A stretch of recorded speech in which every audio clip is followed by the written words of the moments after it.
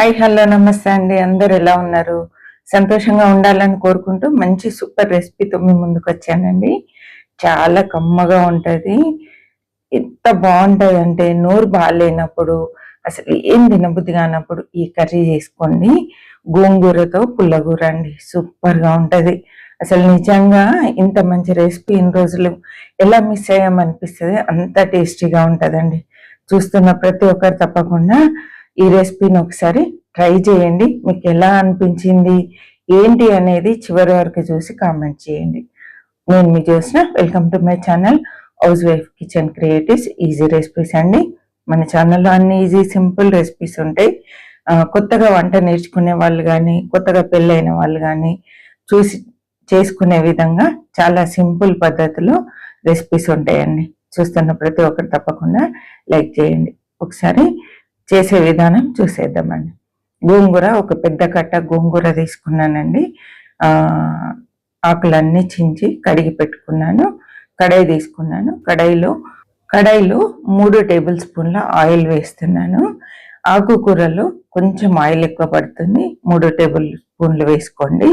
నూనె వేడైన తర్వాత ఆవాలు, జీలకర్ర, పచ్చిశనగపప్పు, ఒక 2 ఎండుమిరపకాయలు వేసేసి వేసిన వెంటనే వెల్లుల్లిపాయ వేయాలండి. ఎందుకు అంటే ఈ తాలింపు దినుసులు వేగేలోపు వెల్లుల్లిపాయ ఫ్లేవర్ కూడా ఆయిల్కి పట్టుకుంటుంది. ముఖ్యంగా ఆయిల్కి మొత్తం వెల్లుల్లిపాయ ఫ్లేవర్ పట్టుకోవాలి. తినని వాళ్ళు ఇంగువ వేసుకోండి. ఇవన్నీ వేగిన తర్వాత ఒక పెద్ద సైజు ఉల్లిపాయ, ఒక 3 పచ్చిమిరపకాయలు చిన్న ముక్కలు తరిగి వేసానండి. తినే స్పైసీని బట్టి వేసుకోండి. నేనైతే ఇవి బజ్జి మిరపకాయలు వేసాను, అందుకే మిర్చి ఎక్కువ వేసానండి. పళ్ళ కిందికి వస్తే భలే టేస్టీగా ఉంటుంది. లైట్గా ఇలా మగ్గితే సరిపోతుంది, ఎక్కువ వేగాల్సిన పని లేదండి. మగ్గిన తర్వాత ఒక 1/2 టీ స్పూన్ పసుపు వేసి అంతా కలుపుకొని గోంగూర వేసేయాలండి. గోంగూర నూనెలో వేగాలి. హై ఫ్లేమ్లో పెట్టి గోంగూరను వేపుకోవాలి. చాలా త్వరగా వేగిపోతుంది ఆకుకూర కాబట్టి. గోంగూర విషయం మీ అందరికీ తెలిసిందే. ఇలా వేపుకున్న తర్వాత స్టవ్ పూర్తిగా సిమ్ చేసి కారం వేసుకోవాలండి. నేనైతే 1 టీ స్పూన్ కారం వేసాను, 1 టీ స్పూన్ ఉప్పు వేసాను. పుల్లటి కూర కాబట్టి ఉప్పులు కారాలు ఎక్కువ పడతాయండి. మీరు తినేదాన్ని బట్టి అడ్జస్ట్ చేసి ఉప్పులు కారాలు వేసుకోండి. వేసి ఇలా అంతా ఒకసారి కలిపేసి మూత పెట్టి ఒక 2 నిమిషాల పాటు మధ్య మధ్యలో కలుపుతూ మగ్గించాలండి. చూసారా, పూర్తిగా గోంగూర ఉడికిపోయింది. ఇలా స్పూన్తో కొంచెం మెత్తగానేసి గోంగూర మెత్తబడేంత వరకు ఉడికించాలండి. ముదిరిందైతే ఇంకొక 1/2 నిమిషం పాటు పడుతుంది, లేదా 1 మినిట్ కూడా పట్టొచ్చండి. ఇలా గోంగూర పూర్తిగా ఉడికిన తర్వాత ఒక 4 టమాటాలు చిన్న ముక్కలు కట్ చేసి వేసుకోవాలి. మీడియం సైజు టమాటా వేసాను, పెద్ద అయితే 3 టమాటాలు వేసుకోండి.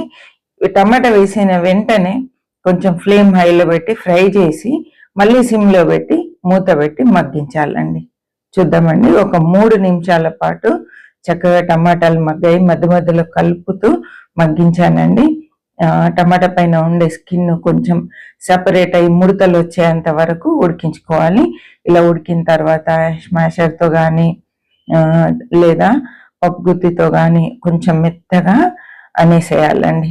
ఇలా అన్న తర్వాత ఇప్పుడు మనం ఇందులో ఒక 1/2 గ్లాస్ వాటర్ వేయాలి. వాటర్ వేసేసి అంతా ఒకసారి కలిపేసుకోవాలండి. ఇలా స్పూన్తో నలిపేసినట్టు అంటూ కలిపేయాలి. ఇలా అనడం వల్ల మనకు టమాటా గుజ్జు సపరేట్ అయ్యి పొట్టు సపరేట్ అయిపోతుందండి.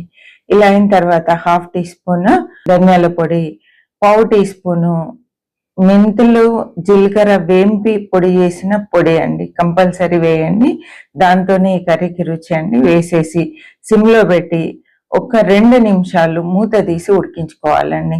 ఉడికించడం వల్ల చక్కగా పైన ఆయిల్ బయటకు రావడం స్టార్ట్ అవుతుంది. ఈ టైంలో స్టవ్ ఆఫ్ చేసేసి సర్వ్ చేసుకోవడం అండి. చూశారు కదా, చాలా సింపుల్ పద్ధతిలో ఎలా చేసామో. దీంట్లో మళ్ళీ కొత్తిమీర కానీ ఇంకా వేరే ఏం యాడ్ చేయాల్సిన అవసరం లేదండి.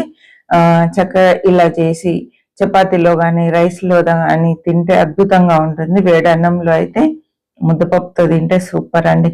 తప్పకుండా ఈ రెసిపీ ఒకసారి మీరు ట్రై చేయండి. నాకైతే చాలా చాలా ఇష్టం. మీకు ఎలా అనిపించింది ఏంటి అనేది కామెంట్ చేయండి. సింపుల్ గా ఉన్న కూరగాయలతోటే ఇలా వెరైటీస్ చేసుకొని తింటే అద్భుతంగా ఉంటుంది.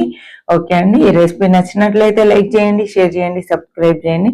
మరి ఒక మంచి రెసిపీతో మళ్ళీ కలుద్దాం. బాయ్ అండి.